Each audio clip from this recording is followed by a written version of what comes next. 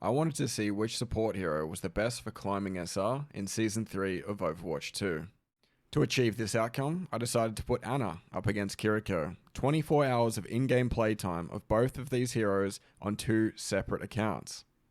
I wanted to make sure that both accounts began in the exact same SR bracket. Masters 4 is where both accounts began, after ending Season 2 in GM4.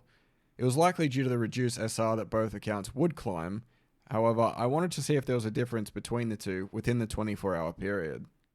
To start things off, Kiriko was my hero of choice, and as you can see, within 2 ranked updates, we'd already hit GM. But, like I said, both accounts ended Season 2 in GM4, so it was not a huge surprise to see this much of a climb early on. What was a little surprising is the following updates.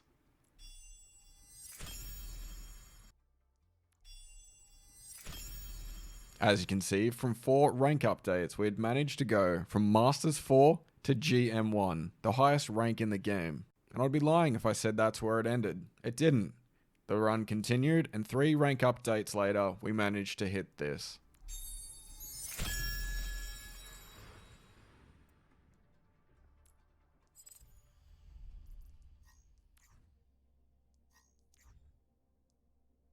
We had managed to hit rank 157 in the support category on NA. This is the highest rank I've been thus far in Overwatch 2, and to say I was surprised is an understatement. I generally stick to Ana when I play ranked. I avoid Kiriko. I was kind of not a huge fan of her. However, within 13 hours and very limited playtime experience before this experiment, I just achieved the highest rating I'd ever had in Overwatch 2.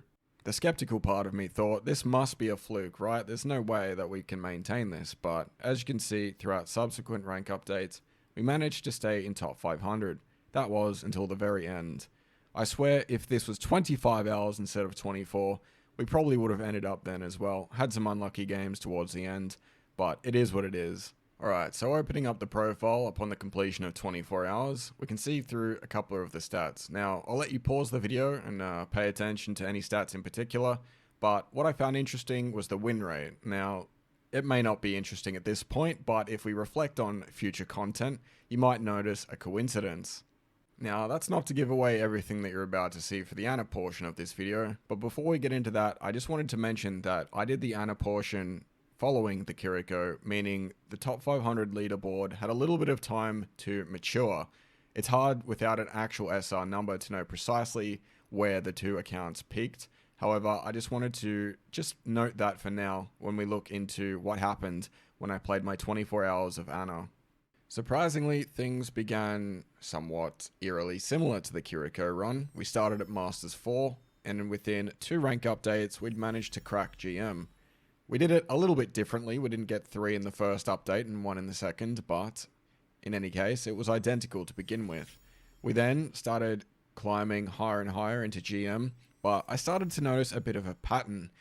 Ranking up wasn't as free-flowing as it felt on the Kiriko account, and there was a few stubborn rank updates until eventually we cracked from GM4 to 2, but then we got stuck again at GM2, waiting 3 rank updates to finally crack into GM1. It's worth noting that at this point, the Kiriko account within 7 updates had reached rank 157th, yet the Ana account had not even penetrated top 500. The matters got slightly worse as GM1 proved to be the next stubborn obstacle, and within the next 5 to 6 rank updates, we didn't actually manage to hit top 500 once. Like I said, top 500, it had time to mature. This means the threshold for getting into top 500 would have been higher. In approximately a week span between the 2 experiments coming to their closures, this would have made it much more difficult for the Ana account to potentially get to top 500. Personally, I don't think that 1 week period would have made it more challenging for the Ana account to crack top 500 than it was for the Kiriko account to hit rank 157th. However, had I done the Ana account first, it would be likely that I would have cracked top 500 at some point, maybe into the rank of 400 or potentially as high as 300. That's just a rough guess, and because we don't have actual SR numbers, it's really hard to say for sure.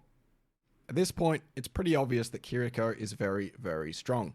However, I wanted to show one little speck of light in the darkness for us fellow animains out there, and that is what I saw at the 23-hour mark. Now, due to some games lasting shorter or longer than others, at the 23-hour mark, I managed to play the same amount of matches as I had on the Kiriko account. And if you look at the comparison between the two, you'll notice that the win-loss is identical. Considering that tracking SR is a little flawed considering we don't have an accurate number, I wanted to use win-loss as another metric that we could use to assess which hero was best for gaining SR. However, what this win-loss does not represent is how high SR I was when I lost certain games. For example, the Kiriko account may have been in very, very high elo territory when a lot of the losses happened, as opposed to the Ana account, which never truly cracked the same SR threshold as the Kiriko account seemingly did. So there it is, the findings of my 24 hours of Kiriko versus 24 hours of Ana experiment. I wanted to note that before this experiment, I probably only had about 40 hours of Kiriko gameplay and about 4,000 hours of Ana. So there is a bit of a canyon in personal experience with the two characters, which makes the findings that I had even more interesting. I still think both heroes are strong, but if I were to summarize why I think Kiriko is stronger, I think she has far superior movement, pick potential, and her ultimate is a little bit more reliable at times. We've all been there where we've nanoed the wrong person, or the person that we've nanoed hasn't done much with the ult.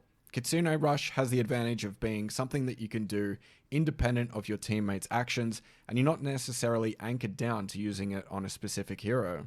I'm not really sure on how to close out this video, but basically I just wanted to say thank you for watching and I hope you found this interesting. I streamed all the gameplay on my Twitch channel, which will be in the description. If you have any ideas for future experiments, feel free to leave a comment or let me know on my stream. Anyway, I better head off. Thanks again, and I'll see you next time.